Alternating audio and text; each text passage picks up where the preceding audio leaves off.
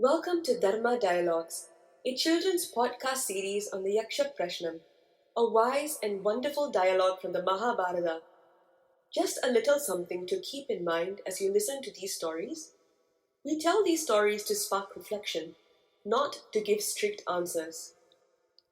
These stories are told with love and respect from the Hindu tradition, with guidance from elders in our community. Anyone can listen, learn, and even interpret the stories in their own way. All we hope is for young minds to grow in curiosity, courage, and compassion.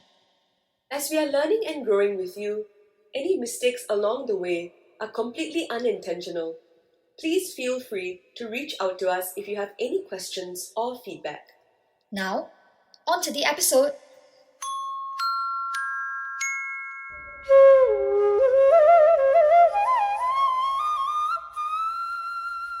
Welcome back to Dharma Dialogues, to our journey of questions.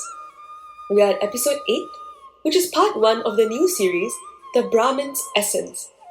In our last conversations, we discovered some great pillars of wisdom. We learned that true knowledge comes from the sacred scriptures and that great achievements are forged in the inner fire of discipline, or tapas. Right, knowledge and discipline. So, what's next? Well, the Yaksha, having explored these universal principles, now turned his focus to the guardians of that sacred knowledge. In ancient society, that role belonged to the Brahmins, the teachers, priests, and scholars. He asked a question that cuts to the very heart of their purpose. Tell me, Yudhisthira, what is it that constitutes the divinity of a Brahmin? Is it their caste? Their birthright? Well, those are the very things people often mistake for the real answer. However, that is not the truth. Anyone can have the essence, the qualities of a Brahmin. You don't have to be born as one at all. So Yudhisthira, as always, looked past the outer shell to the inner substance. He gave a simple, profound answer. The study of the Vedas, O Yaksha.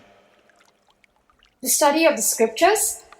So, it's not something they automatically have, but something that they must constantly do? Exactly! You've grasped it immediately. According to Yudhisthira, this divinity isn't a crown you inherit. It's a lamp you must keep lit, day after day, with the oil of study. And the ancient texts are very clear. You cannot light this lamp by yourself. What do you mean?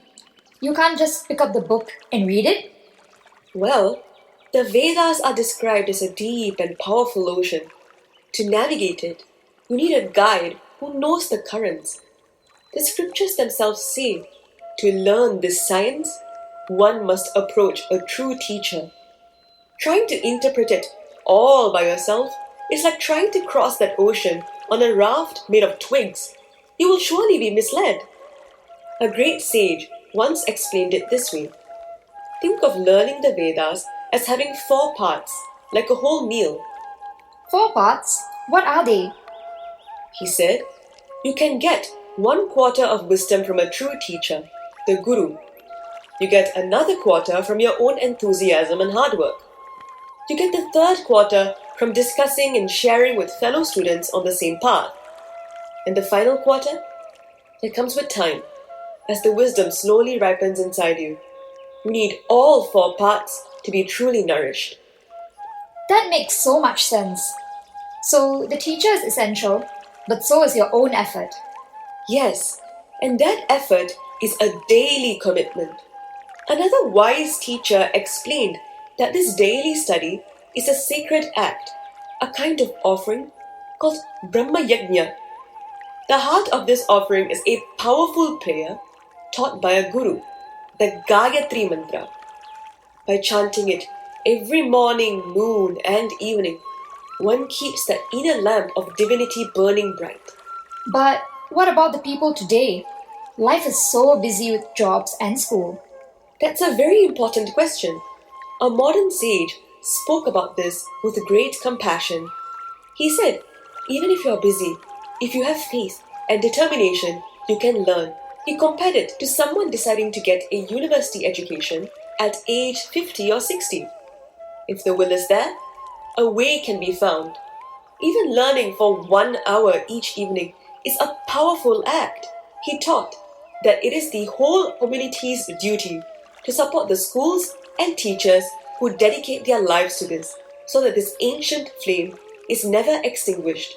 So it's a responsibility for everyone, not just a few people.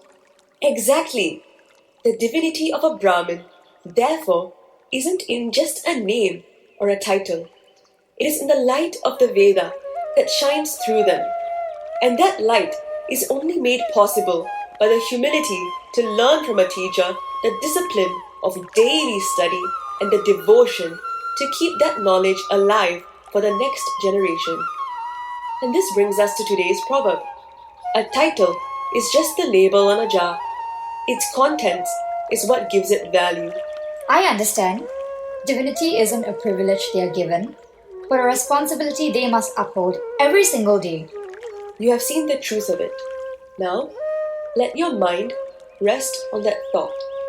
We will continue our journey into the heart of the Brahmin's essence tomorrow.